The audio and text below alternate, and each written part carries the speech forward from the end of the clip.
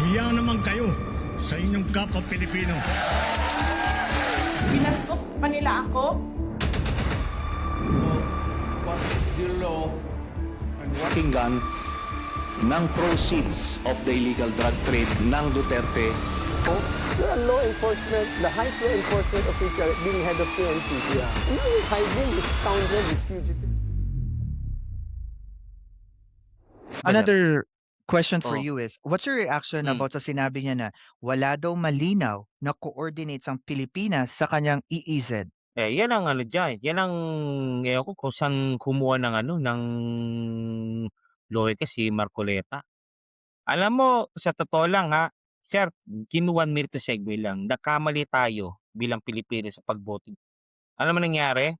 Kaya pala naintindihan ko ba't pala siya parating natatalo sa sa eleksyon nung una sa Senate yan para mangyari pa maging abusuhin niya pa niya yung posisyon bilang senador. Hangga't hindi siya na abusuhin niya yung posisyon niya. Di ba yung kasi yung pinagsasabihan?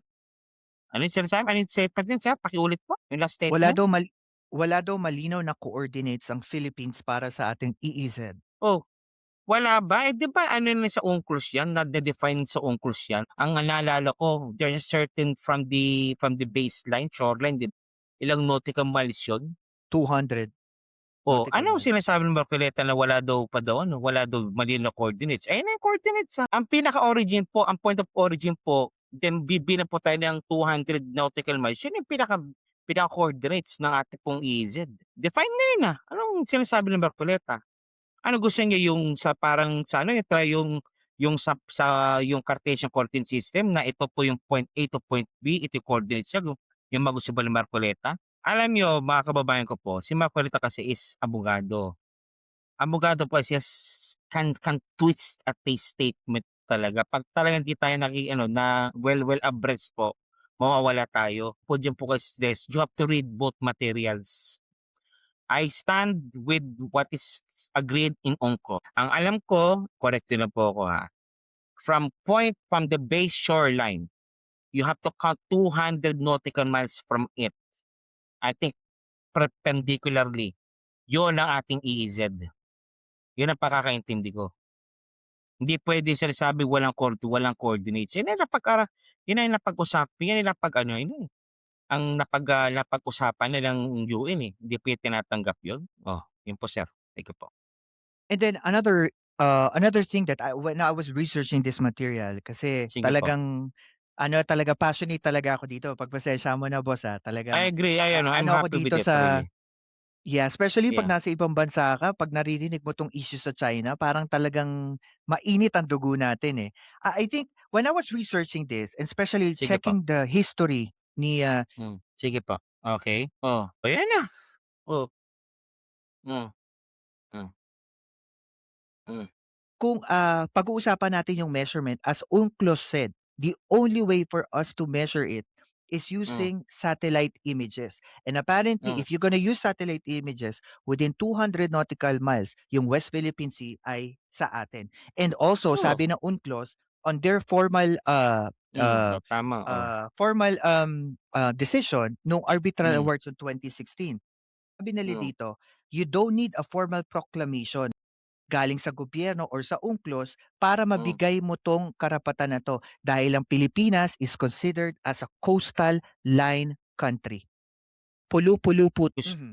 Give me 1 minute again ha, to segue. Okay. I think at least that time pag nung nalaman ng nila na inibitahan sila ng Chinese ambassador sa Manila, sana may nag-challenge kay Marcoleta. Sinabi po, ang kagalang-galang na senador galing sa so-called, saan lugar si Marcoleta? Tarlac? Tarlac, Tarlac. Okay. Sana may nagsabing ganitong senador. Ang kagalang, nais po malaman po ng kapulang ito na sabihin sana na kagalang-galang na senador na tubong Tarlac kung ano napag-usapan nyo at ang ambassador po ng China.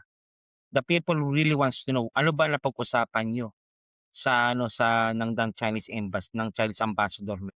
Ba't ka pinatawag ng Chinese ambassador? Sana yun ang sana yun ang pinag-challenge sa kanya. Pero sa Yes, Oo, And hindi also, boss, hindi wala nagtanong. boss, just to give you a heads up too, ang 9-dash Sige. line na pinopromote ng China, wala It's namang coordinates. yeah, just only ano, ang ano yung parang sa kanila Mapa. West Philippines mapa na. Kinuha na yung mapa. Then parang ginawa yung 9. Di lang 9, bro.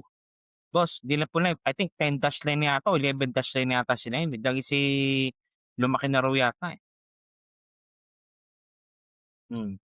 Then, ang dami ng ginagawa ng ano ng fake news ng China, propaganda daw, sinasabi doon, 'di ba? Yung po naalala, yung Palawan daw is Chinese in origin daw 'yan. Ito masasabi ko lang diyan. Look for structures in China that is that's made by Chinese at 1,000 years ago. And also look for any language spoken in those in sa mga taga Palawan po na talagang ika po na influenced by Chinese. None. Wala. That's fake news. Yeah.